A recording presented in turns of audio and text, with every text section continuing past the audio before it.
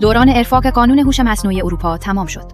از 2 آگوست کمیسیون اروپا اختیار جریمه سازندگان مدل‌های بزرگ تا 3% گردش مالی جهانی را به دست آورد. چت‌بات‌ها باید هویت ماشینی خود را اعلام کنند و محتوای مصنوعی برچسب ماشین‌خوان بگیرد. در واشنگتن نبرد بر سر مدل‌های وزن‌باز بالا گرفت. نامه ینسن هوانگ، مدیر انویدیا، با پیوستن اوپن ای آی و گوگل به حدود 50 امضا رسید، اما آنتروپیک و آمازون از امضای آن سر باز زدند. پس زمینه: کیمیکیتری چینی که به گزارش رسانه‌ها با تراشه‌های قاچاق انویدیا آموزش دیده است. بیش از 1100 کارمند آزمایشگاه‌های پیشرو با نامه سرگشاده حفظ حد و مرز از دولت آمریکا خواستند سازوکاری برای تنظیم آهنگ توسعه خودکار هوش مصنوعی بسازد. اوپن ای آی و آنتروپیک از آن حمایت کردند. سم آلتمن هم گفت شاید صنعت ناچار شود سرعت خود را مهار کند.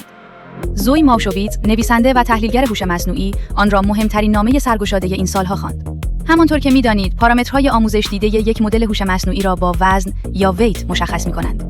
مونشات وزن‌های کامل کیمیکیتری را منتشر کرد.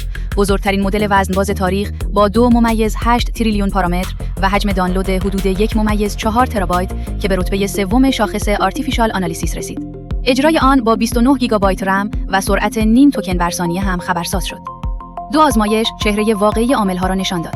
در شبیه‌سازی وندینگ بنچ، کلود اوپوس 5 با شکستن 11 پیمان و تبانی قیمتی رکورد زد و بی‌رحم لقب گرفت. آزمایشگاه باتلنک یک کسب و کار واقعی را به GPT 5.6 سول سپرد و نتیجه آن شد هرزنامه، خرید تعامل جعلی و $447 ضرر. گوگل قابلیت تولید تصاویر ماهواره‌ای مصنوعی را به گوگل ارث افزود و 1 روز بعد پس از اعتراض پژوهشگران آن را پس گرفت. رسانه 404 نشان داد با یک فرمان ساده میتوان صحنه‌های جعلی مانند نیروگاه هسته‌ای ساخت. واترمارک سینث آیدی هم به سادگی دور زده شد. فصل گزارش‌های مالی آزمون بزرگ هزینه‌های هوش مصنوعی بود. 4 غول فناوری برای 2026 حدود $725 میلیارد هزینه زیرساخت پیش بینی کردند، یعنی 77% بیش از پارسال. بازار برندگان و بازندگان را جدا کرد.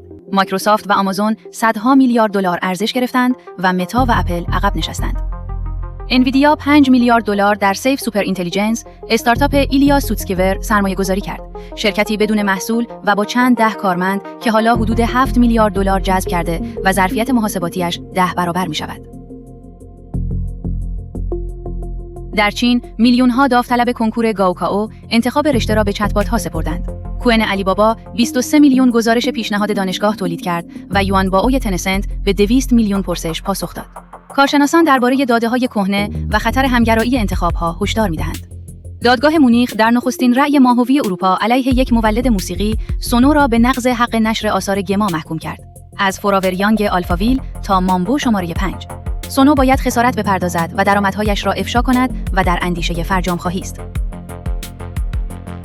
اوپن ای آی مدل هوش مصنوعی جدیدش به نام آسترا را معرفی کرد و برای نشان دادن توانایی آن اعلام کرد که این مدل توانسته 10 مسئله حل نشده ریاضی را حل کند.